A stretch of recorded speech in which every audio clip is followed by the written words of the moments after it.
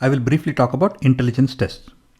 I will not go too deep into this topic because there will be very few questions which will ask about any specific test. The questions that you will see will talk about intelligence tests in general.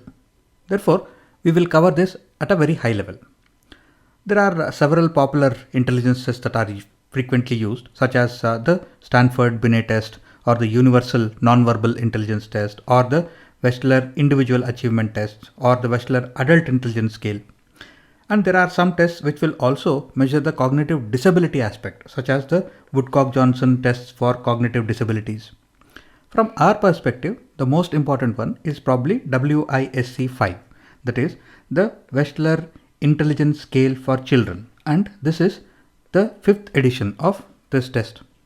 Now this is a normal regular full-scale IQ test which will give us an IQ score for the child, and this test also gives us 5 primary index scores for various intelligence types, that is what is the verbal comprehension intelligence of the child, what is the visual spatial intelligence, what is the fluid reasoning ability, the working memory or the processing speed of the child, so that we can see what are all the different components of the child's intelligence and what is the final score. So we get to see both the high level picture as well as the in-depth or the granular picture about the child's intelligence.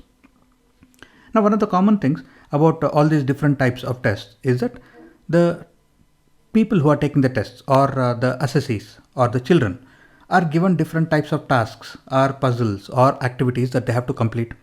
For example, there might be puzzles where they have to identify similarities, there can be vocabulary questions, there can be comprehension questions, or there can be activities involving some designs or matrix reasoning or picture concepts.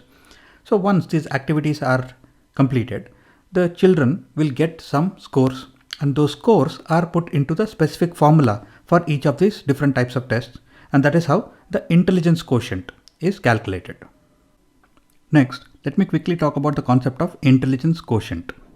Now, intelligence quotient is the number that is supposed to indicate the intelligence of a person or a child.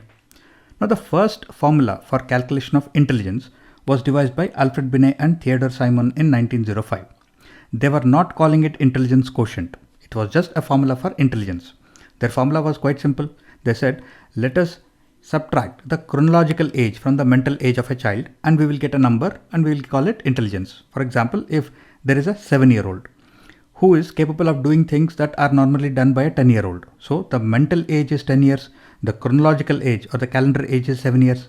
So if we subtract this, we will get 3. So this is what they called as intelligence. Then came William Stern, who changed this formula in 1912. He said, instead of the subtraction, let us do a division. And when you do a division, you will get a quotient. So he came up with this term intelligence quotient. Right? So he said that let's divide the mental age of the child with the chronological age and we will get a number and we will call it intelligence quotient. So if we are doing the same numbers, 10 divided by 7 will get 1.43. So as per William Stern's formula, 1.43 would be the intelligence quotient. Then came Lewis Terman, who changed this a little further in 1916. He said this 1.43 is an odd number. It has some point and some decimal points and all that. So it is difficult to compare and use it for various purposes. So let's do one thing.